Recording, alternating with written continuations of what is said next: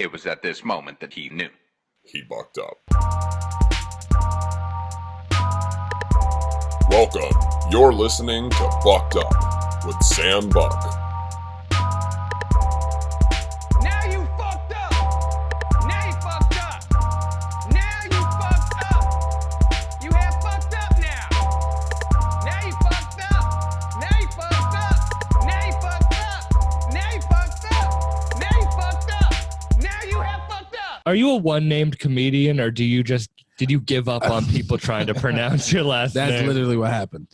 My name is Guerby LaGuerre or Guerby LaGuerre. That's what people normally say it as. And so I was like, all right, I'm tired of people messing up my last name. You know, that's my legacy. And so I was like, you know what? I'm just going to go as Guerby. It's unique enough on its own.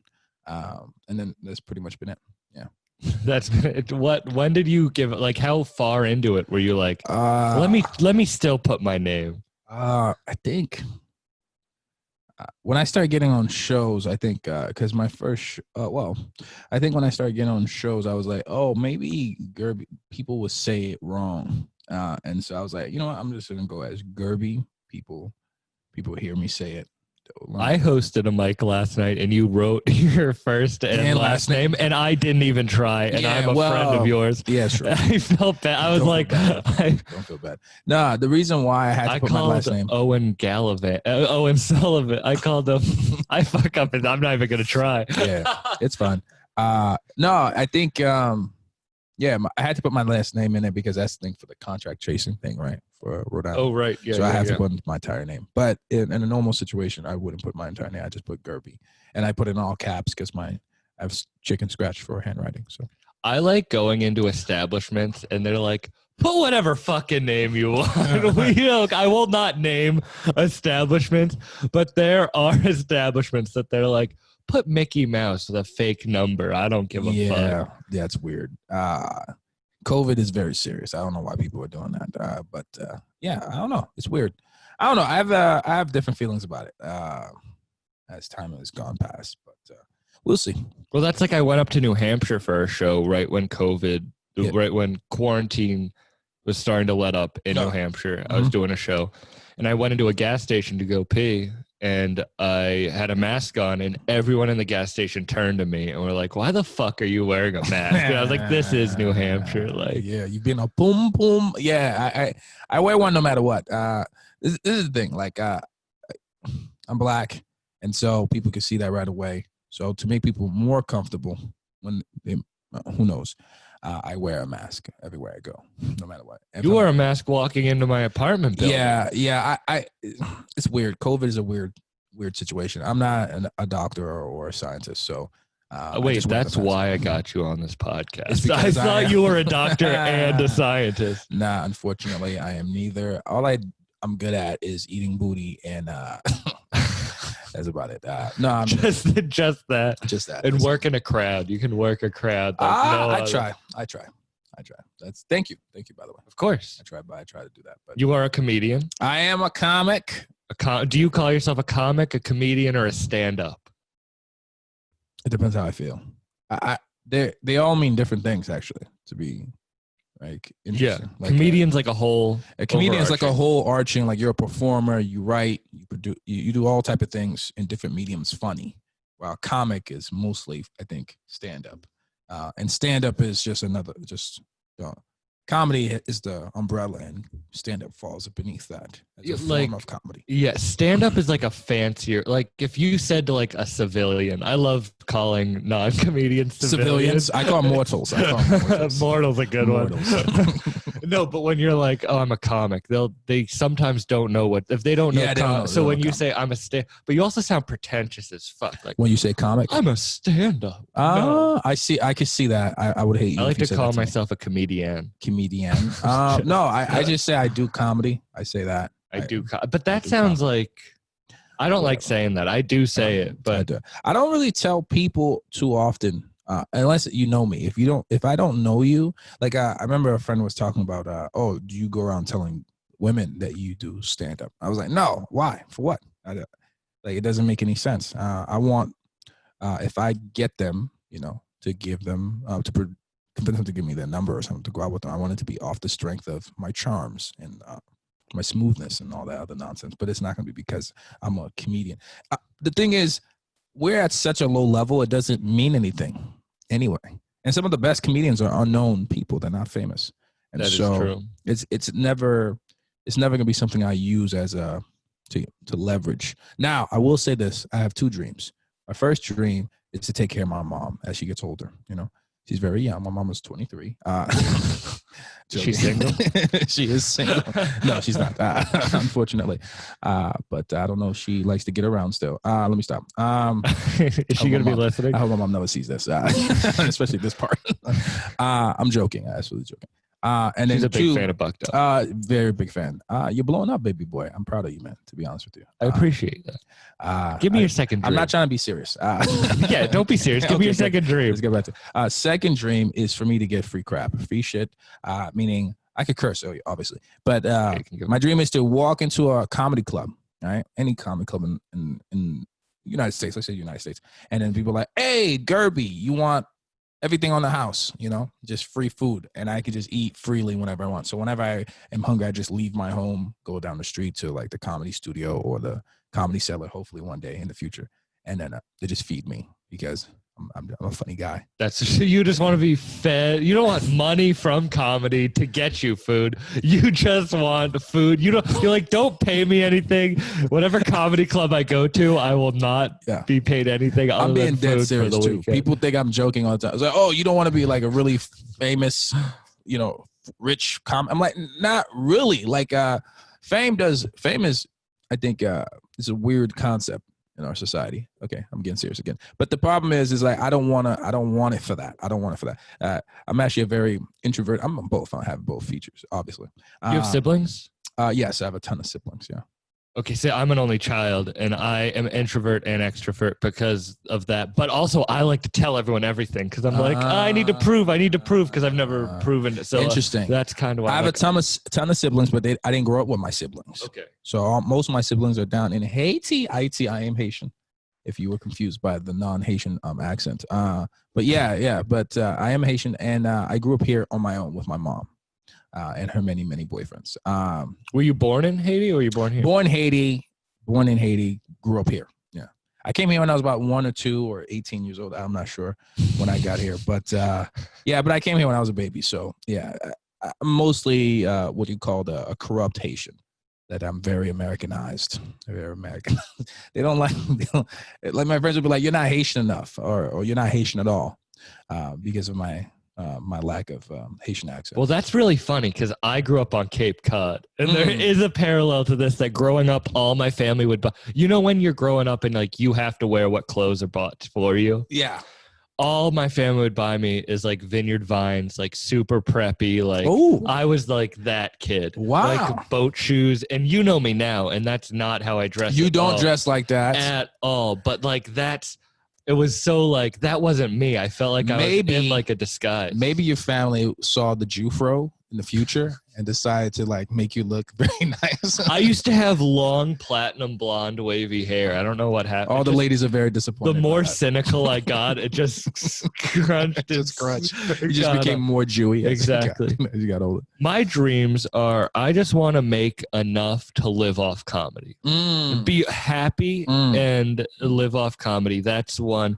And 2 is so I got into comedy when I talked about this on the last episode, but when I was 16, I got in a hockey accident and I had to lay in a dark room for a month and I just listened to comedy. That's all I did for that month because I couldn't even listen to music. So I fell in love with it. I listened to podcasts and comedy. Wow. So like as I fell in love with comedy, I fell in love with podcasting too. A la why I have this. But I had to do the drop. It's my favorite thing in the world. Yeah. But one of my dreams is to just interview people that I want to talk to because it's very rare that you just have conversations with people now long term. Right. So like I've already been able to do that. Like I get to talk to friends for like when am I and you and I just get to talk like this for an hour, and I get to interview rappers and producers and Sean Veig, the yoga instructor that got me into yoga, like people who I really look up to, and that's Interesting. You shouldn't look up to a vegan, not vegan, but a yoga instructor. A yoga instructor. Yeah, that's really weird. That's a very low bar. I love he's the #1 male yoga instructor on YouTube. That's also very sad. That's like a sad stat. I'm the #1 yoga guy on YouTube. I love yoga has changed my life. Has it? Yeah. In what way? What other ways? I wasn't a flexible person. I also well, you were born flexible. Like I was very stiff. But babies are very flexible. And I was a stiff baby. Okay, you was a stiff baby. I came out like he a was board. A stillborn. He was a stillborn. There you go. There we go. Yeah. We got bugged up. Yeah. Everybody love everybody. There we go. No, but yoga, when I started doing it, it really I wasn't sore in the morning. I had hurt. I wasn't sore at night. I'm a runner and I had hurt my calf and I had to take running off for 2 months, and that fucked up my mental state. Right. And so with yoga, I don't get hurt. My injuries don't happen because every morning I'm stretching. You're stretching, yeah. Except I have to be honest, I've been real lazy the past few weeks. I can't blame you. Have you? Is it like a wave? I think as the weather gets as it's summer turns into fall, I think there's a weird sadness that comes along with it. Because what you're seeing is the trees are dying. They're not it's beautiful. It's a beautiful death, but that's what's happening. That's why I just sit in nursing homes and watch them die and say how beautiful it is. Nah, I love elderly people because they've lived for such a long time, and the only advice they usually give you is to live your life to the fullest as you can while you still have it. And I think that's which is important, that you find things that you enjoy. You know, that's what in terms of my genesis of doing comedy was because of that. I was I need to do something that I enjoy, something I could, because when you're a young guy, I think you're aimless for a long time because you feel like you have so much time to get things done. How old are you? I am 30 now. Yeah. Okay. Yeah. And you have so much time to just play around. And so when I started comedy, I was at that time I was 28, and I was I want to do something I enjoy for once. I'm not going to do something that's going to be money driven. I want to do something that I passionately love. And if money comes from that, if I get really good at it, money will come. And that's kind of the way I kind of live my life. There's no reason to chase a paycheck because ultimately, if you're great, it'll come. I'll be able to make money from it whenever I want. That's funny how those kind of tie together. So I'm 23. I'm young. And the only reason that I feel spiritual or any connection is because I did find that passion early with that hockey accident, where I've just this is it. I know, I don't care what happens. This is it. And I feel lucky that I found it at an earlier age. Right. And that's also because old people are just you don't want to have any regrets of things you don't do. So that's, I was just you know what? I don't want to regret anything. I know what I need to do. I know when I close my eyes what path I need to follow. Yeah. So I will follow that. But saying that, I've been staying out too late doing mics because I want to become friends with people. Being friends is a big part of it. So then you stay out late, and then when I get home late, I don't want to work out in the morning, and then I lose the passion for working out. Yeah. Okay. So let's talk about this real quick. What you did last night that made you lazy this morning in particular. Sam Buck went to a strip club for the first time in my life. Baby. I went to a strip club last night. Yeah. Now, because I'm a man. Post quarantine, it's still quarantine. It's not post. Because we're still in a soft lockdown, so it's not until we get fully out of lockdown. It's post quarantine. It was like a fish tank. Yeah, fish tank. Okay, that's cool. Now, because I'm a man of principles, very little, but very few principles. But the one I went to a strip club once, and I said I will never go back after going that one time. So that's the only reason why I didn't come with you. I wanted to go just to see your reaction to being in the strip club for the first time. But I kept going, this is such a great bit. It's my mom's birthday and I'm at a strip club for the first time. This is a great bit. And they're like, shut the fuck up. Stop talking about comedy right now. We're at a strip club. I'm like, no, titties. You have to understand how great of a bit this is. That it's my mom's birthday and I am at the strip club. Corona is literally in the air and you're You're sitting here thinking about jokes. But that's how comedians are. We're broken. Exactly. I don't broken give. people. I also don't care about it that much. Right. Like I don't. It was fun as an experience, and I'm happy I went. But it's also like I didn't enjoy it. I enjoy people enjoying me. So why? So yeah. I don't need someone to force themselves to want to give me attention. Interesting. Because I would rather just go to talk to someone and try to get that attention off of merit. You're such a narcissist that you couldn't enjoy yourself because they wasn't being honest about them enjoying you, you know. Exactly. Where through comedy, people are being genuine when they laugh at your jokes. They're not trying to fake it. That's interesting. That's why, like, I'm a semi. Did you get a lap dance? No, because it's Corona. There's no. All it is it's like the stage has glass walls and they like fish tank. Rub, they rub their titties up against the glass. It's more plastic, and then. That is a great bit. Wait, no, this is the best part. The glass is so high that I was the only person who could put money over it. So, like, everyone kept handing me money to put over because they're too short to do it. Motherfucker, I cannot pay attention to titties because this is God telling me that this is a funny ass bit. He was doing the Lord's work. Exactly, yeah. Getting the money to these young.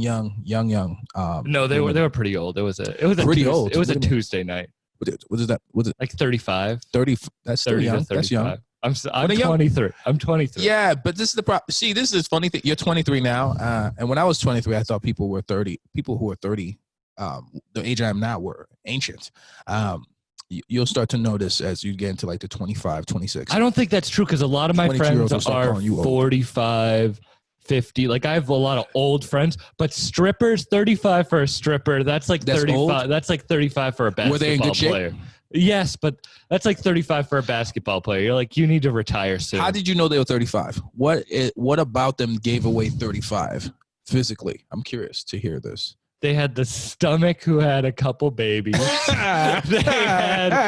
have the forehead that doesn't move because they started getting the wrinkles.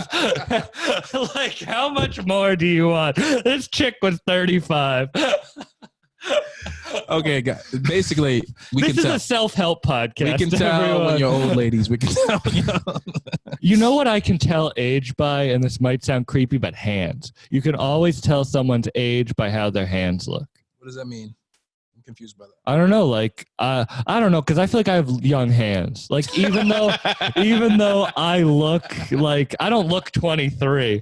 Like, I feel like I look like 27, 28, but my hands are young hands. I have young hands. I'm going to start saying, instead of tiny hands, I'm going to say I have young hands. Oh, do you have small hands I have too? small hands I have too. small hands too. Let's see. Who's... Oh, my. Okay, you got me in the thumbs. I got you in the thumbs, but nothing else. I have an unusually small thumb then. Okay. But I'm much taller than you. Yeah, that's weird. You're very not well proportioned. No one in my family's tall. My dad's 5'10", my mom's 5'8", or my dad's 5'11", my mom's 5'8". Okay, 5'11". But I'm 6'4". Your mom is 5'8"? Mm-hmm. That's a tall woman. It is a tall, but I'm 6'4". Yeah, that's pretty good. And I'm also the only person with curly hair in my family. You're the only Jew fro. You don't have the Jew fro. That's unfortunate. There was a Jew in your family at some point. Somewhere. I'm like Mayflower white. I don't know. I don't know if that means anything, but they could just be one Jew. I don't know my heritage at all. You don't know what you are. And like, if someone was like, well, I just say Mayflower white because I don't give a fuck. And you're from the European places, possibly. Yeah. Northern European because you have blonde hair. Mm-hmm. Is your eyes are your eyes blue? I can't tell. My eyes are blue. I say, yeah. They're usually low. Yeah. You're Hitler's dream. No, it's curly. My nose. Young. You do look Jewish. Alan Fitzgerald calls me Jew face. Yeah. Catch him coming up on an episode soon. Jewy hair. I think that's more appropriate than a Jew face. But no, I don't know. I've seen plenty of Jews that don't look Jewish at all, but they're Jews, and they have blonde hair, blue eyes also. So I don't know what that means, but maybe Hitler's nightmare. I am Hitler's nightmare. You're Hitler's nightmare. No, I think no, that's pretty cool. That's pretty cool. Back to the strip club. Oh yes. No lap dance. No lap. You could tell how old women were by the baby C-section scar. They weren't C-section, but it was just loose skin. Loose skin. Maybe she's just a lazy stripper. Maybe, possibly. No, she was tight. she was tight. All right, let me tell you about mine then. That's yeah, let's hear your first. My strip club. I went to a strip club for the first time, and I didn't know what I wanted to do. Did you go by yourself or did you go with friends? I went by myself. And I usually tell people I went with somebody else, so it would be less sad. Anyone that told that story before, there was a lone 21-year-old man with a ponytail. That was me, basically. Did you have a ponytail? No ponytail. Right, you're not as sad as him. Ponytail makes it sadder. Ponytail makes it sadder. I always do things because I was like, I want to try this, and except for drugs and stuff like that. That I have no interest in. But I care about experiences and stuff like that. So I was like, I want to say I went to a strip club. That's the reason why I went. And so I found one, looked it up on Google, and I went. And I was like, man, I don't know. This is weird. This is a very strange thing. There's a naked woman, black woman, very chocolatey. Black woman, by the way, very dark. Where was this strip club? This was in, where was this place? Between Brockton and Stoughton, I think. Somewhere in between there. I'm not sure. I don't remember anymore. But the point is, this was a while ago, by the way. It's almost 10 years ago now. Anyway, so I went. My pastor's not going to be happy if he sees us. I was very religious. Anyway, but so I went, and I was like, all right, I want to say I went to a strip club, so I went. And then I walk in there, and there's this naked, chocolatey lady dancing, and her vagina's out. Very clean, completely clean shaven. And there's this fat white dude watching her or whatever, looking at her. And I'm like, all right, cool. This is weird. There's a bar, there's food. I'm like, all right, let me order a sandwich. I thought, why not? The sandwich was horrible. I like that you remember the thing. I remember the sandwich. I remember she was shaved, and I remember it was a turkey club. Yeah, she looked like a seal. You know what I'm saying? Like she looked like seal. What happened to her face? A seal. I thought you meant no hair on her. Her pussy nice looked like seal. Let me stop. Did she fuck up her shaving? She was very clean down there. Anyway, I like bushes. I like bushes down there. One of the strippers had a little thing on her butt. What do you mean thing? Like a tail? No, like she hadn't cleaned a little bit off her butt. Like it might have been like some toilet paper, like maybe it was like. Where the hell did you go? You went to a club in Providence? Yeah. Okay, that makes sense. Anyway, so I was like, all right, cool. And then I was nervous. I was like, and those big booty girls all over the place, obviously. And then there was no booty girls in there too, which was interesting. I thought that was very nice balance, variety. It's good in there. It was a large variety. And no big black titties, women though. No black women. I was upset. Racist. I was surprised and upset. Whatever. They're not. Maybe the girls in Providence don't want to strip. It was also weird that I was hanging out with Thatcher and this random black girl. Yeah, just that I'm not going to say her name. Skew. She's not a comic, so I'm not going to expose her name. But the point is, yeah, that's very strange. The strippers loved her. Of course they did. Women love women when they come, worship them and stuff like that. It makes sense. Anyway, so and she. Anyway. All right, back to your. Anyway, so I'm scared. It might have been a turkey. I don't remember what it was, but it was very nasty. So I sit down. I'm like, all right, how do I see this big booty one? I'm like, okay, maybe I should talk to her because I like big butts. Maybe I could get. And you cannot lie. I can't. Yeah, right. And so I was like, nah, but I can't really handle that. I'm too scared. By the way, I'm a young man at the time too. So. You're a young man still. This is true. I look younger than my age, but it doesn't matter. The point is, you have young hands. Thank you. You have young hands. and finally, I'm like, I just got frozen, by the choice, the variety. And finally, one girl comes out and she comes up to me. Walks up to me. You want to dance? I'm like, yeah, okay. So she gives me a lap dance, $15. I'm like, all right, cool. All right, I've had enough. And then she comes back and she's like, oh, you want to go on the back? So I'm thinking in my brain, all the movies I've ever seen was like, oh, me and this girl are going to have sex in the back. That's everything. Oh, I'm going to have sex with this girl. That's your young brain. It is my young brain. I was like, oh, this is what's going to happen. I don't know if I should or I shouldn't. Maybe I shouldn't. I'm not sure. So we go in the back and then she's like, oh, touch me wherever you want. Stick my hands wherever you like. I'm like, I really don't want to touch you, honestly. It's weird. This is a very weird thing. Yeah. My first time here. I'm explaining all this. She don't care. I thought she did. But I was like, yeah, I don't know. I'm not really comfortable with that. She's like, okay, no problem. I'll do all the work. I'm like, all right, great. So I lay back, whatever. By the way, I was wearing jeans, by the way. I learned this after the fact. You don't wear jeans to a strip club. You don't wear athletic pants to a strip You don't wear club. athletic. You're supposed to wear like a really weird old man. You got to wear sweatpants. Don't wear sweatpants. You got to wear sweatpants. It got to be. So you're gonna stand up, just rock hard, and walk, and you're not wearing sweatpants. You gotta do what you gotta do, son. That's what you gotta do, son. You're wasting your money if you're wearing jeans. I mean, you know what I'm saying? Anyway, She's gonna get road rash on her ass whatever. It's crack. fine. It's fine. What's sweatpants?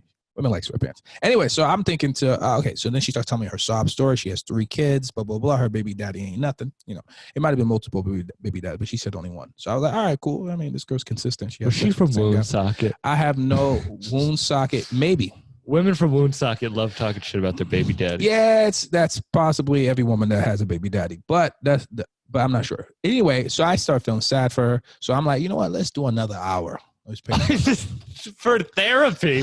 You're her therapist. I felt bad. I felt guilty. I was like, this baby daddy ain't taking care. I'll be the baby daddy for at least another hour. Why not? I'll pay the bills. And so I'm like, all right, there was a connection there. Maybe I should try to talk to this girl, you know, right? Because I'm very good at choosing women. And so afterwards I'm leaving and I'm like, all right, I'm gonna wave to her. Bye. And she doesn't even look at me. She just grabs her food and walks away. Doesn't say. She looked at me. I saw. We made eye contact. So she saw me. But and I was like, oh, your heart I'll never be here. I'll never come back. And that's my. That was your tainted experience from a strip club. It's because one broke your heart. My heart wasn't broken. I just felt like she should have been more grateful. You know what I'm saying? Like you did pay for another. I spent. I forget how much now. Over $400, if not over $500 that night. Okay, I understand. You should never, ever, ever go back to a strip club. It was. This is a self-help podcast. You need to never go back to a strip club. If I go I spent $25 and I was like, this is too much. Good for you. You're much better than I. That's what I get for going by myself, honestly. You should have gone with Thatcher Wood and a random. Yeah, I should have some random black girl from Providence. But it taught me a lesson that women in general, they're good at pretending, you know. And I was like, oh, this girl convinced me, like the story, and I felt bad for her, and you know the way she was touching me and things like that. But it was literally all the endorphins. My brain, you know, going and touching me and things like that. That, you know, it was like, well, I mean, I have all the feelings of about to have sex without. Well, that's why, That's why I didn't like it. I don't love hookup. Like, I don't like hooking up that much because it's like I know that's just my brain trying to get me to have a kid. Like, you know what I mean? Like, all those feelings I have for wanting to have, like, a one-night stand or something is just my brain being like, reproduce. Like, that's biologically what it is. So I can cut that off and be like, I want a good night's sleep. I don't really need this, whatever. And I just walk away.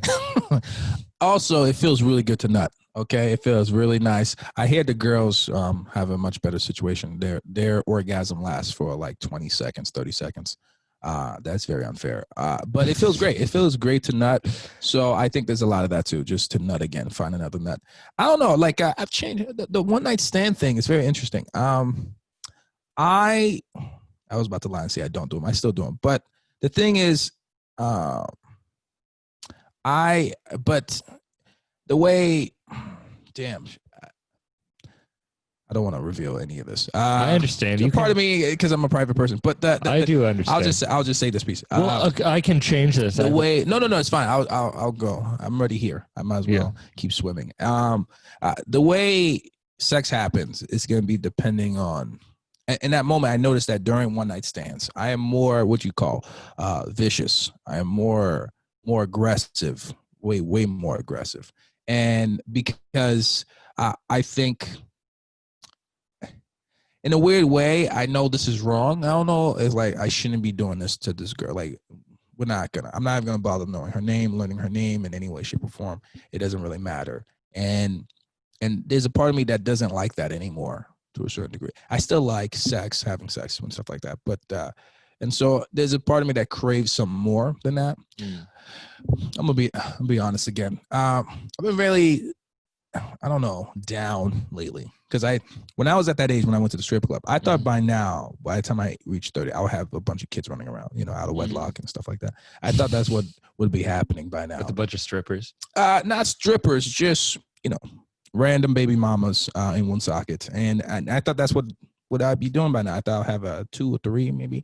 The maximum I want is 22. That's the max. Yeah, the max. 11 on defense, 11 on offense. You have a whole team. Football team. And that's what I wanted because I grew up alone as a single child, even though I have a ton of siblings and stuff like that. But that's what I want. But I realized, I can't tell women stuff like that because they get scared. So I say 2. I lie and say 2.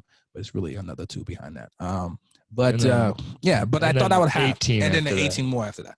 With one woman. All with one woman. Damn. And she's gonna look like Jabba the Hutt by the end. Just jello legs, like not be able to. Jabba the Hutt. That's not a good analogy. I was just trying to think of someone with no legs. I wouldn't want her to get fat. That's not what I was even. I wasn't even talking about weight. All I do is feed her and then nut inside of her and just eat. You ever see the movie Bone Tomahawk? Real fucked up. No, never seen it. Okay, we'll talk about it later. But that's what I thought, and it's now that I'm chasing comedy.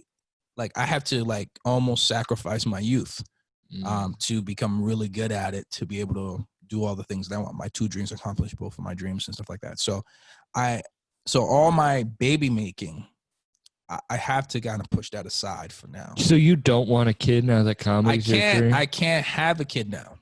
Do you want to be someone who's older like Tom Segura? You know what? Not that you're him because he's so successful, but like he had a kid later in his life once he became. Well, I would never bring a kid into the world currently. I'm a very bad person currently. I'm very selfish, very self-centered. I'm a narcissist. I'm a lot of these things now. I can't have a kid. I can't bring a kid in the world right now. And financially, just being honest, I don't make enough money to be able to take care of myself, the woman I get pregnant, and then the kid. Yeah, that's very irresponsible, and that's why my pull-out game is so strong. Is because I always think that flashes before my eyes. I can't afford this, and then I pull out. You're like, I gotta buy a beer and a mic. I need a 401k. Okay. Well, you don't drink. I don't drink. You don't do drugs. You don't smoke. Even the cool drugs, I don't do any of the cool. Does drugs. Does that affect your hooking up? Is that weird being sober? You know how I say I'm selfish and very narcissistic, right? Yeah. Sex for me is not like, this is another opportunity for me to nut. It's more for me to okay, I'm going to try to please this person. It's more about that. When I was younger, it was all about, it was all about getting the nut. I like that you just full on flashback. Yeah, right yeah. I wish I got a freeze frame of your face. Nutty. You're like, now that I'm older, no, it's about pleasing more than anything else. But the thing is, me, I want the girl to remember. That's the other part. That's where the narcissism comes in. I want her to remember me. I made you, enjoy it. When did you make the decision to be sober? Or was that always in your? Well, that's my childhood was riddled with I have people in my family who drank alcohol, and they got beat up, and I saw that, and I was like, okay, alcohol equals getting beat up. I don't want to get beat up. Okay, I'm not gonna drink any alcohol. And drugs, I grew up around a lot of crackheads, drug users, and I was like, I just saw these people as losers. Winos, I see winos, losers. So I always saw these people as losers. So I didn't want to be a loser. So I didn't do those things. And then when I got to college, it was more like, oh, we do this for fun. And I was like, well, I don't need it for fun because I've done it. When I go to a party, I hear music, I dance. I don't need to be loosened up by anything. I don't need to lower my inhibitions to be able to go out there and make a fool of myself. And so it became like, oh, I don't need it. I see why people use it.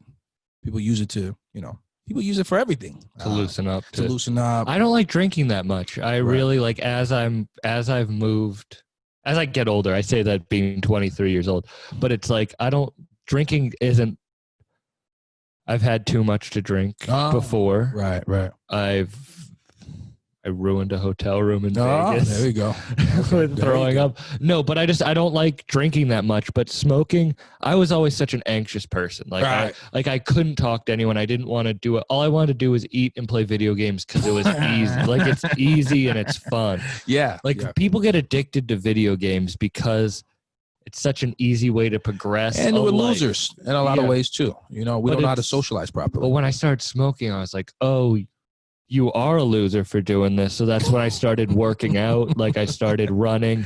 I started Right. doing And yoga. you had your heart broken also. That was a part of it too. Well, this was even before that. Oh. Getting my heart broken, I was in a stagnant place. Oh, okay. I was 20. I'm 20. You know how when you hear people like, oh, you're 23, you don't know shit yet? Yeah. It's like, that's what I felt like. I was in the relationship I was going to be in. I just felt stagnant. Okay. And I stopped trying. And when girls see you stop trying, they're like, Yeah, I what? mean, And then I stopped. And then when I got my heart broken, I was like, oh, I realized I need to kick myself into gear. right. And that's when I lost 50 pounds. I started the podcast, which has been pretty successful so far. Congrats. Thank you. But it's like, I just needed to push myself. Like, Right. you can't stay stagnant. You can't be complacent in your own life. Yeah. Yes and no. Yes and no. I like peace now that I'm older. I like peace. I like serenity. I like when there's nothing going on. I appreciate nothingness now. But you go to Mike's every night, so it's not Okay, like... see, that's different. See, my passion, nothing is above my passion. Stand-up comedy is number one, always. And I'm going to do everything I can within it to be successful. So I'm going to learn how to act. I'm going to learn how to write scripts and all that nonsense. I'm going to learn how to produce things like that, edit and all that crap. Podcasting, probably going to do that again at some point. Well, We'll see. it's like... But that's my passion.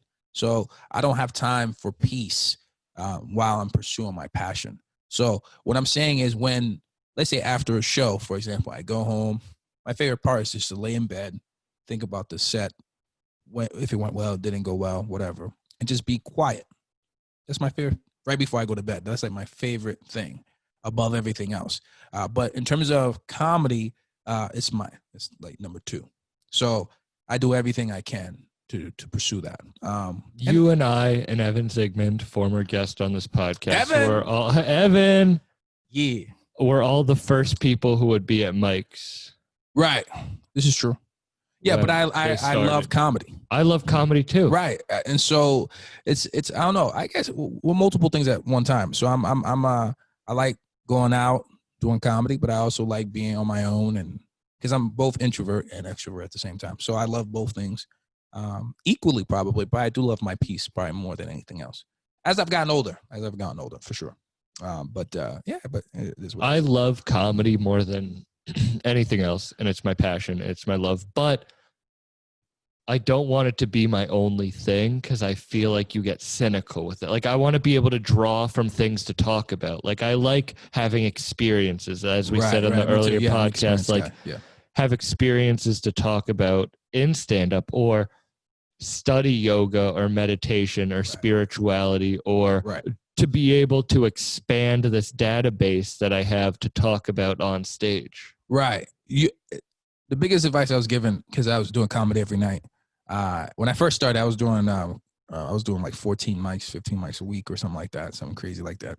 And I got sick really quickly after like a month or two of doing that.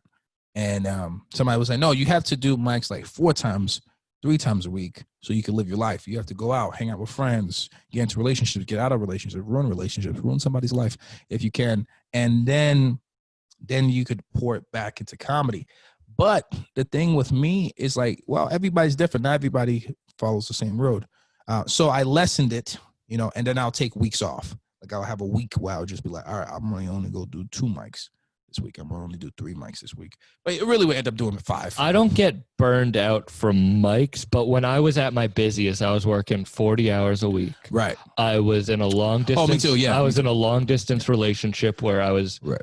and I was doing 8 mics a week, 8 Yeah. to 10 mics a week. And I was burnt out with that. Yeah, that's where I'm at. Well, before COVID, that's where my comfortability, because I have I work 40 hours too. And then driving. And then I drove, like I lived North Grafton's close to here, right? Lancaster. Yeah. Yeah. So I worked there, and then I would drive into Boston every night and do comedy. So for me, it's just like I make time for the things that I want, and so I made time for that. Yeah, I was tired all the time and all that, but I sucked really, really badly when I started. So I just figured I gotta just put more effort into it. And but the quarantine, actually, I learned something. The quarantine taught me that I don't have to pour as much like man hours into comedy to get better. I could watch more podcasts. I could watch more specials. I could write more. I could do more of those things, and that helps just as much. Listen to my sets, because I'll listen to my sets on the way home, and then I'll never listen to it again. And then after a while, I'll just forget about that set, that performance, whatever. But then during the quarantine, I started going back, listening to horrible sets, the sets I didn't want to listen to again, good ones, so-so ones. Some ones I thought were great, and then I went and listened to it. I was like, it was just... That happens a lot. Like you feel like you killed, and then Yeah. you get off stage and you listen to it, and you're like, oh, yeah. okay. But what was big about the quarantine is that I started listening to things back a year ago when I had a good set at the time. And then I listened to something. I have a good set now, or recently. I'm like, oh, those are two different good sets.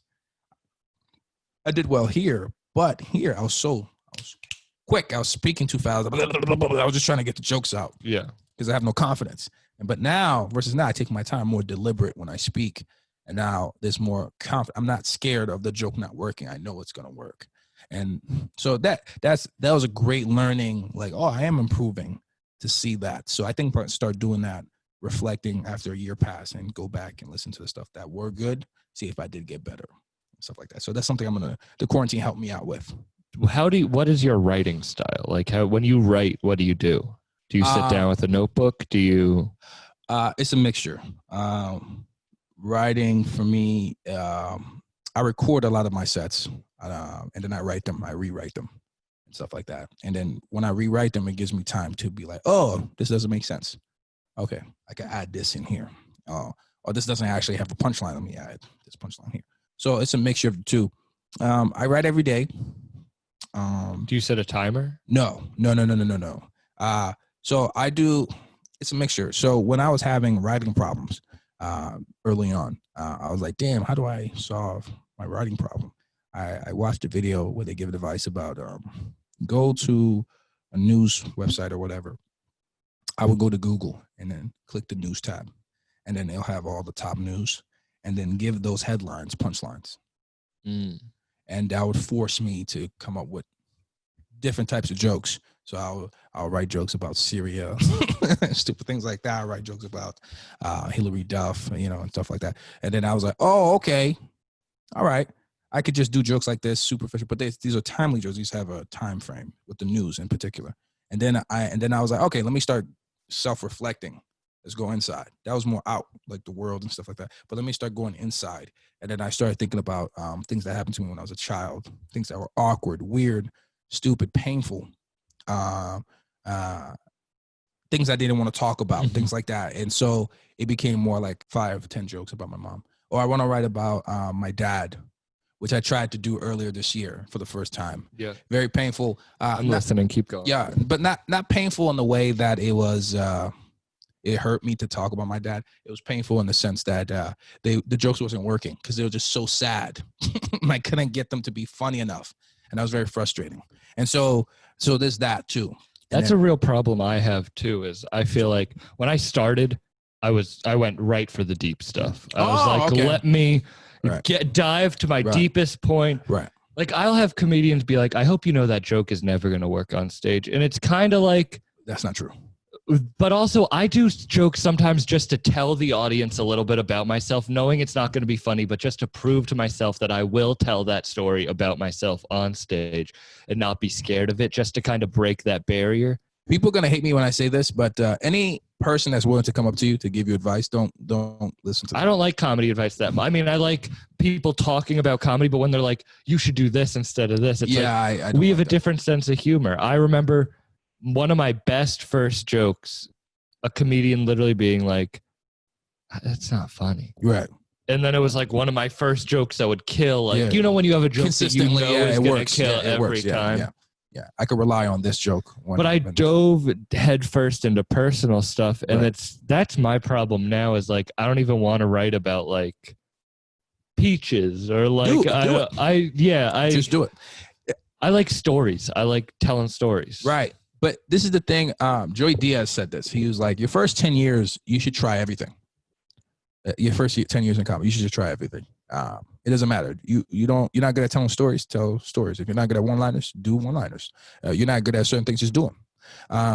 Jerry Seinfeld said this too. He was like, most comedians, when you see them, what they're telling, the jokes they're telling, this is their best stuff. This is what they're good at. And usually most comics are limited. They can't do impressions. They can't do stories. They can't do this one-liners, things like that. So my thing is like, try everything. Do everything within the, like, if you're comfortable, if it makes you comfortable. If you're comfortable talking about darker stuff, talk about it. Do it. If you want to talk about superficial stuff, more surface level, do it. Whatever. There's no reason to limit yourself as a young comic, because you never know what you may find. You may be horrible at one thing and then really great at something else. But you may never discover that you may be just okay, and then you can maybe make that to really good. You might never be great at it, but now you're a more balanced comic. Then you're just being a one-trick pony. Well, it's funny how the first joke I ever wrote was a one-liner. See, there you go. Like, not like, oh, this is silly. Like when I was really like, this is the first joke I'm going to tell on stage.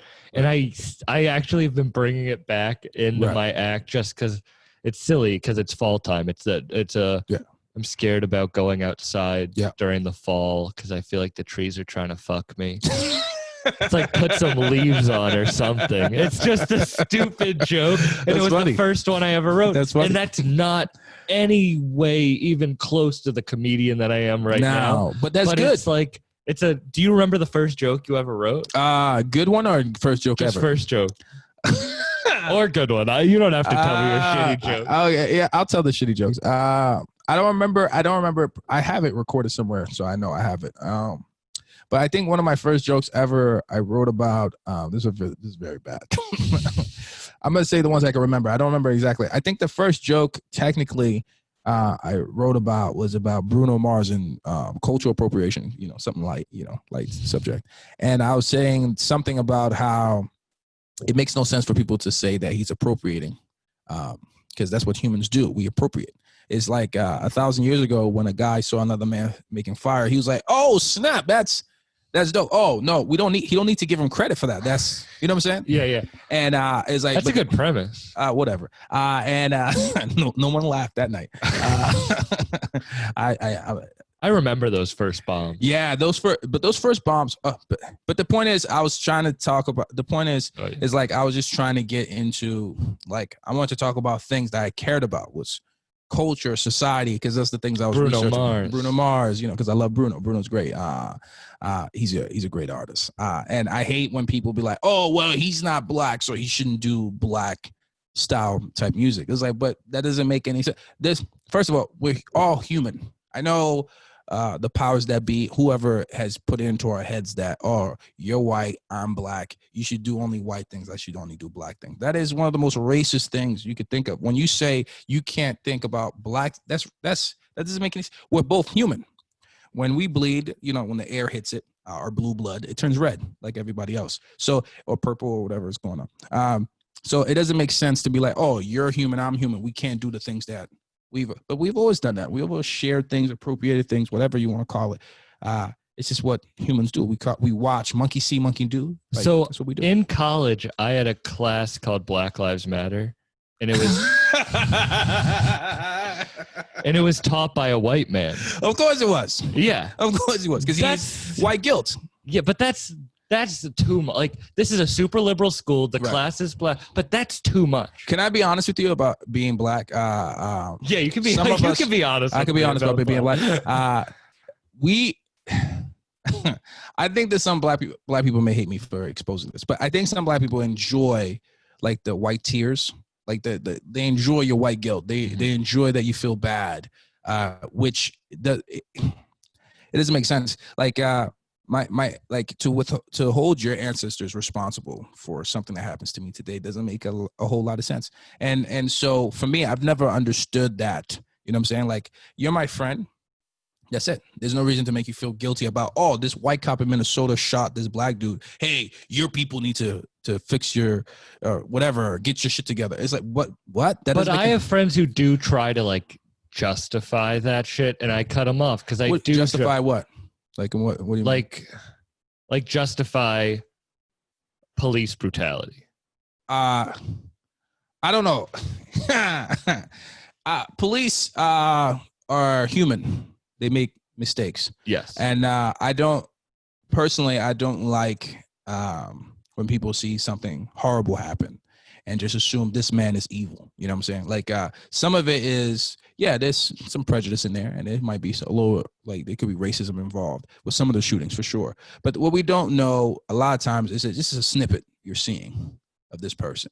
Yeah, can this person be evil all the time? Yes. And then when we go into their history, like the guy from Minnesota, turns out this guy's a bad dude, right? All right, so cool. That makes sense. But then there's other situations where it was like, well, this guy really hadn't had no issues before this, and then this situation happened. Now this guy's the devil. I don't like that too much either. And so it's like we're judging people off of snippets. And then as a black person, that's something we had to deal with a lot, where people see you baggy pants, hoodie, you're a gangster. And so we're doing it to other people now as being it's actually pretty hypocritical. It's tough though, because like but then like Blue Lives Matter as an organization, the cops who started in New York City wore after Eric Garner died are wearing T-shirts that say like "I can breathe." Yeah, and those are police wearing. Well, that's tribalism. And that but that is fucked. Like those cops, even if they're, but it's humanity in general. We're all fucked up. I have a teacher that taught a class called Black Lives Matter who's a white guy. Like, I think that white guy's cool, but I also think he's doing it for the wrong reasons. I think he's trying to make up for his ancestors, whatever crimes. I think he was very knowledgeable on the subject, right? But he was also the type of person. He in class said, "You better fight every relative at Thanksgiving that says something. You need to challenge them." He said, "You need to never say," do you know there was a right-wing journalist, gay, married to a black man, Milo Yiannopoulos? Oh, yeah, Milo. So I was trying to have I'm not a fan of him, but I was trying to have a discussion with him about like what, and he said, that name shall never be mentioned in this classroom. Like he's fucking Voldemort. Oh, yeah, that's weird. And it's like, this is why I don't like, if you, those things where it's like argue with every single relative you see. Right. You're not allowed to say these people names in class. It's like, are you doing this for the right reason? Like, that's true. That's one thing I don't like about today's world versus back in the 90s. We used to have conversations. We'll sit down where people pro-black, pro-white, they'll sit down and they'll have a conversation. They'll fight eventually, and that was fun. That was fun to see a white supremacist get hit in the face with a chair.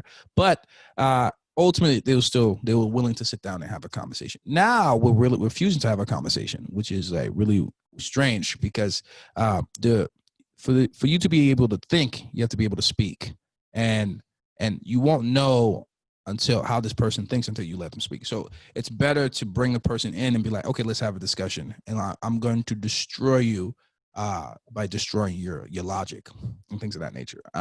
Why your thinking is faulty. You should give people an opportunity to see how dumb they are. See how dumb they are. And the thing is too, but listen, back to the tribal thing. It's like we pick tribes. And so ultimately the cops are going to be like, well, yeah, they may feel like, black people have gotten the short hand of, the short hand of the stick, whatever. I don't know how you say that. But they're also saying all police are trash. So I'm going to support Blue Lives Matter because I'm a policeman and I'm not trash. It's not really, black people, F you guys, or black lives don't matter. It turns into that because it's my tribe versus you have to be Republican or Democrat, black or white, not race, but like there's no middle ground. There's no middle ground. And most people in the middle, most people feel like, black people have had it tough in this country. And, but they also believe like if the police tell you to stop or give you a command, you should listen. So there's like that's both ends. I tend to think like as technology gets better, we're gonna be able to not shoot people. There's this technology where they're using it's like a dildo that wraps around you. Oh yeah. And and it's gonna be a way to bring people down without shooting them. So I think there's we're solving those problems as time goes on. Right now, we're dealing with people. We're in the middle ground. We're in the middle ground right now, where the technology hasn't been implemented yet and spread out widespread. But as things like that start to develop, I think there'll be less and less stuff like this happening. People talk about living in history, and we are living it, but it's kind of funny. Like when I think about other things that go on in history, Right. how we thought it was so polarized, I Right. start thinking now like, oh, most people were probably in the middle, and then history just grew it. Like this is going to be what we're living in right now Right. is going to be stretched and overplayed. It's going to be like everyone was on this side or this side, and there was like, but that's really not what it is. It's just the voices are the loudest. Yeah, The it's voices that are heard are the loudest. but we're not honest. This country is not a very honest country either. In terms People of aren't honest. This in is- history, like This is true. All I'm saying is that black people have a reason for saying the things that they say, you know, and from the other side, they're saying all lives, especially these all lives matter people. Is like we're not making this up. Like the way the cops have been treating us for hundreds of years. Like this is not pretend. And so it seems to be like the way the tribes get developed. It seems to be like, oh, white people are terrible and black people are terrible. That seems to be the main thing. And then they just pick a side, even though both sides, if you probably sit them down individually, would agree. Yeah, they have a point here, and then they have a point. But we're refusing to do that now. And it's gotten to the point where it's I don't know. We'll see. I think comics or comedians, stand-up comics, we're the last. I guess we're like the last line of defense for the ability to speak your mind. And I'm not saying it's going to be our responsibility to be able to keep this, to make fun of both sides, to keep the dialogue open between the two. But I think it may have to turn into that as we get older, you know, because we're known as truth tellers. And so we might be the only ones left that are actually honest about how things are and everything like that. But both sides need to talk to each other is basically what I'm saying. yeah, and I think that's such a big problem. Man, there was even beef on this podcast, and I just was like, talk to each other. Don't message me. There was About a previous guest. about a previous guest, Yeah. and it was like, Yeah.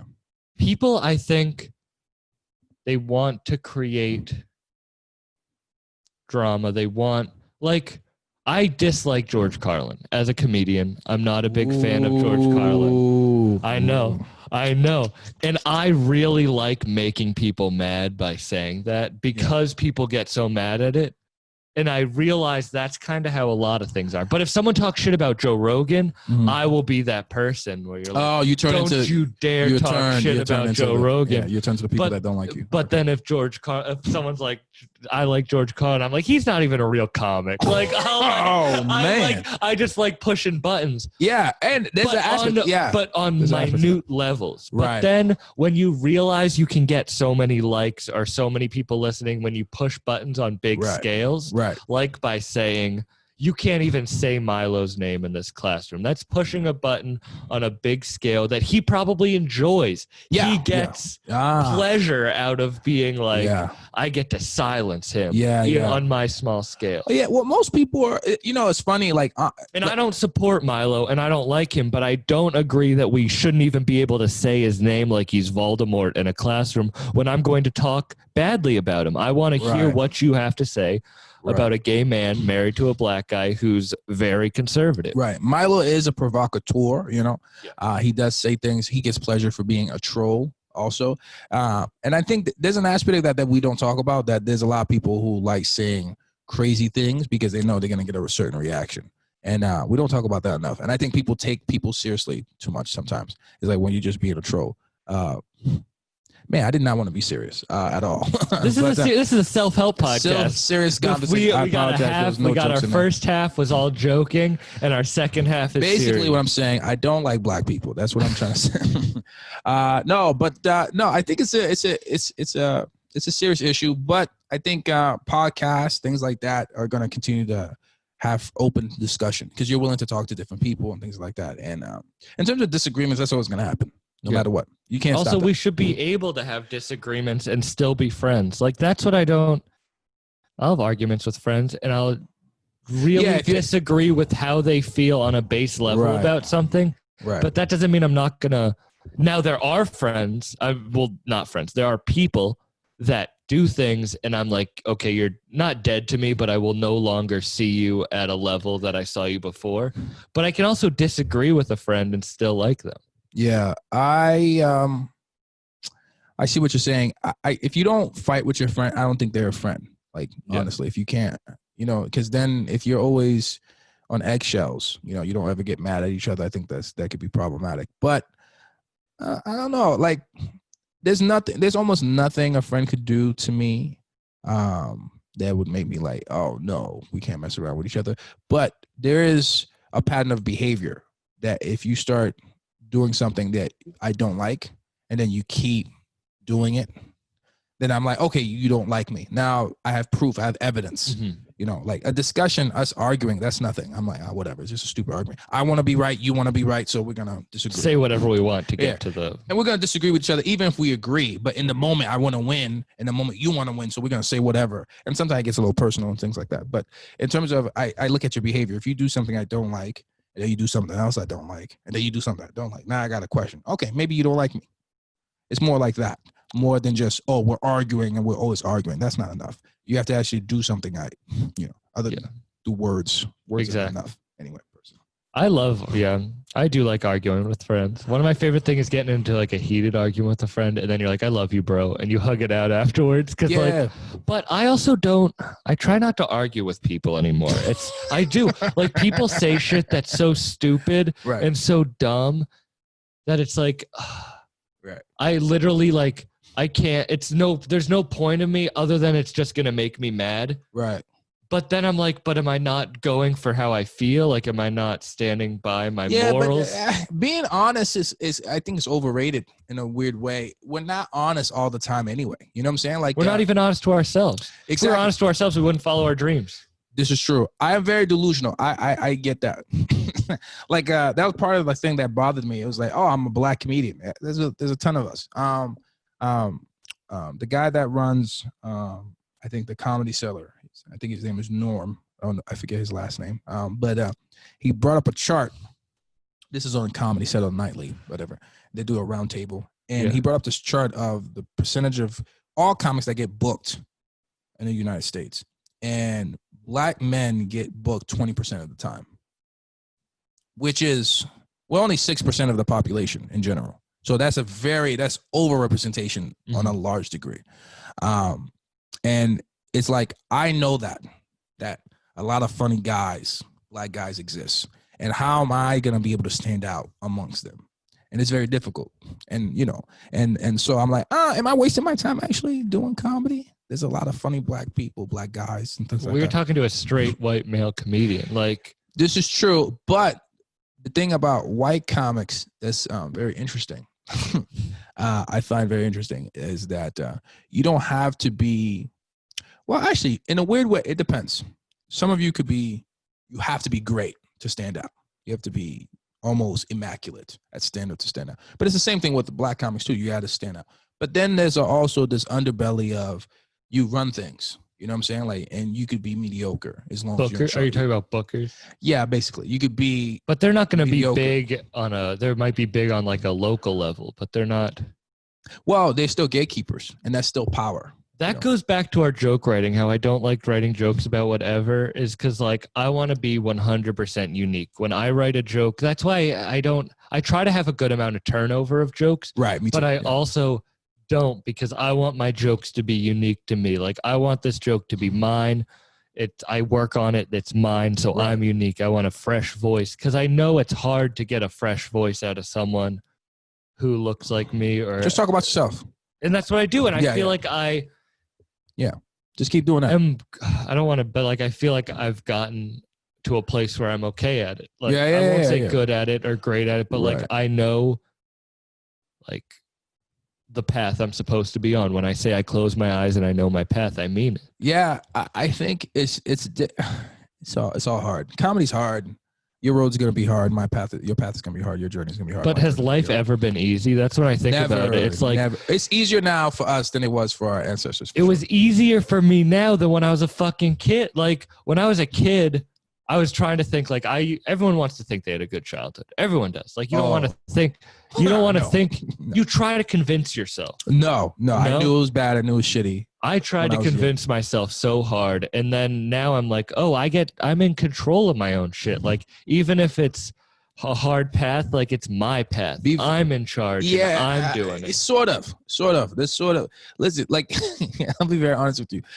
Life is being in the right place at the right time. A lot of times, it's just luck. That's why I'm spiritual. Right. Oh, let's see. There you go. And so I don't believe in coincidences too much. I think some people are prepared for the opportunity. Some people are not. The people that are not prepared, they don't succeed. And the people that are, they succeed. Do you believe in a higher power? Yes, I still believe in God. God. I'll say God. I believe in a God. Yeah, I don't believe in any organized religion, but I do believe in God. Yeah. That's not true. I believe in some I believe in parts of some. like a little bit of everything. Exactly. Like parts of Buddhism, parts of Christianity. A exactly. little bit of Catholicism, a little bit of, Islam. Yeah, it's a little bit of, you're it's a buffet of religion. Like is everyone wrong? You know what I mean? Like everyone, like that's how, like we don't know. Everyone's right. Everyone's right in their own little way. I don't know about that, but I'll say we don't know. Not ever. There's some pretty. Yeah. We don't know, and the not knowing is what scares everybody into believing something beyond themselves. But you said you believe, so that is you knowing. Like I know. Like it's hard. Like I feel like I know. Like it's not that I feel. But that's based on my personal things that's happened to me. But don't discredit. Your own experience. There's also a piece of me that also believes like this is very strange. Like what we're doing here, we're talking on a microphone that's going out into the internet, that's going through space and the air and hitting people in the asshole, and they're watching this and listening to this. That's very strange to me. We live on a little speck of a planet, and then we have celebrities. There's ways to become a movie star. It's weird, like what we're doing here. We're playing pretend in a vast universe. Like it's very strange to me. I feel an importance. Don't you feel an importance to life? There's people who don't. And that's depression, and that's suicide. 3,000 years from now, none of us will be remembered. But what if our entity, like when everyone says this, and they're like, "Isn't it crazy that we're alive in this time?" No, because we've always been alive. We've always been alive. Yeah. Our entities just move. We might not remember everything, but it's like a computer that gets backed up. Yeah. We get like it is reincarnation. Like we're always going to be alive during every time, even if we don't remember. So it's never crazy that we're living in this time, because in 1,000 years we're going to be living in that time. Well, you sound like a crazy person. I might be, but I really believe. Like I don't care. Like I'll get passionate about it because I believe in it. Yeah, you're a religious person, so that makes sense. No, I don't know. I don't know. Yeah, I don't have enough to say one way or the other. All I know is that in this world, I try not to be too mean to people. If I am mean to you, it's because you deserve it. That's number one. Number two, I try. I know how our world is very like fragile. People are hanging on to a thread. Most people. And so I don't want to go throughout life trying to, and this is like Buddhist, I think, type of thing. It's like, I don't want to go through life hurting people. So I try not to be. I try to be a positive force more than a negative force in people's lives. And because I don't know am I going to be the straw that breaks the camel's back. So I try not to be as much as possible. That's all I can control. Everything else beyond this, like what was supposed to do, not supposed to do, I don't know, man. It's weird. It's weird. Because unfortunately, people use religion in a very malicious way, and to control people and things like that. And it shouldn't be about anyone else other than yourself. Like I believe that my God's probably different than your God, who's different than the neighbor next door's God, fucking my mom's God. Like my God has a purple penis. So. Everyone is different, and but that's the kind of like the only way you can help others is when you show them how to be the best version of yourself. Whenever I tell someone that this is what you need to do to get better, it never works. Right. But when I show them that when I did it, it worked, and then they start learning a little bit, that's why I believe in myself 100%. So if I don't believe in myself, then it's not going to happen. If I don't believe in the universe that I'm creating, then that's not going to happen. And that's kind of why, even if I'm wrong in the end, I'm steadfast on my beliefs. Because if you don't believe in yourself, then it's never going to happen. Yes and no. Yes and no. I don't go either way because talented people don't have to do everything that everybody else does. You know, like if you're talented, you can skip a couple steps. You could round a couple corners. It's just not completely necessary. I don't think everybody that's successful is because they believed in themselves. I think some people are successful because they're talented and they worked hard, and then it just so happens they became successful. So there's that exists also. You know what I'm saying? The world that you're creating is good. It's good to look. Any outlook where you're not hurting anyone is I'm pro that. I want to make everyone like the reason I do comedy and the reason I do podcasting is because I want to help people. Because when I was that 16-year-old laying in that dark room and I didn't know who I was and I didn't feel connected to anyone and I felt like a loser, I listened to those comedians and the podcasters and I was like, oh, they helped me. They showed me a life that I want to live. And I want to do that to another lonely 16-year-old who's a fucking loser. And if I can help that one person, then that's the reason I'm doing it. But we're all losers. We're all losers, you know? We're just losers that following our dreams and not if you're happy. Yeah, I still think I'm a loser in a lot of different ways. Honestly, I am chasing my dream, true, but I don't think that makes me not a loser. I don't want to get to the point where it's like I've accomplished my goals and then now I think I'm better than anyone either. So I'm not better than you. It's just that. But if you accomplish your goals, then you can help other people try to get to them accomplishing their goals. I want to try. Kevin Hart we talked about this on the episode 7, I think, with Julio Castillo. We talked like Kevin Hart doing the financial literacy for the inner city. Right. It's like he made so much money and learned how to invest that he wants to teach people how to, like, financial literacy is something that needs to be taught. Right. And he only can do that because he found success in comedy. He's extraordinarily greedy. He's a greedy person. Very selfish, narcissistic person. You think so? Yeah. You need to have that kind of mindset to be able to make that kind of money. You gotta be all about you. And all about the cheddar, give me the bags and all that stuff, you know, the cabbage or whatever they call it money nowadays. So it's a part of it. But people are multiple things at once, you know. He could want to be helpful, but he's also a very greedy guy, you know what I'm saying? Very money hungry guy. So he's able to do You think both. you can't be successful without being greedy? Damn, that's tough. Yes and no. Yeah, yes and no. I think you need to be selfish for sure. Because you need to put your self-interest first above everybody else's. I'm a selfish person in that way. Even though I want to help everyone, I put myself. I missed the day. I was thinking about this the other day. The day my grandfather died, I went to see Theo Von do stand-up that night. Yeah, that's how you cope. But it's like comedy over everything. Yeah, but and that's how selfish, but it's on a path. It's for a forward progression. But I can never judge anybody how they deal with it. With pain. Yeah. I can't. I really can't. Like I was when my grandfather died, I was more in denial for a while. I was like, nah, you know, because I felt guilty about not saying I love you to him the last time I saw him. Because I was upset with him, you know, because he's old and he's weird and stuff like that, and he comes from a different time, and he had these expectations of me that I didn't like, and so I was like, whatever, bye, sir. I'll see you later, Grandpa. And I didn't say I love you. And then when he passed, it was like, I could, you know, next time, moving forward, no matter how I feel, I'm gonna try to be nice. And so that's the lessons I've learned as I've gotten older and stuff like that. I don't try to help people, but also be selfish. You can do both. It's in within you to be. You have the capacity for both. So you've been able to accomplish a lot in your life so far, right? You're only 23 and you already have a passion that you care about. You want to do podcasting, you want to do comedy. Keep doing those things, but also help people, but also be selfish. You know, it's not be more selfish, actually, not just, you know, but be mindful that, you know, people are listening to you. You are an influencer now. Ugh, it's disgusting. I just said that. I said influencer. That's nasty. But that's good. But you're chasing your dreams. And don't be, it's not one way or the other. You know what I'm saying? It's like you could do all things all at the same time. Probably some more than others, of course. But you're multiple things inside one person. So I wouldn't get stuck in that thinking all the time.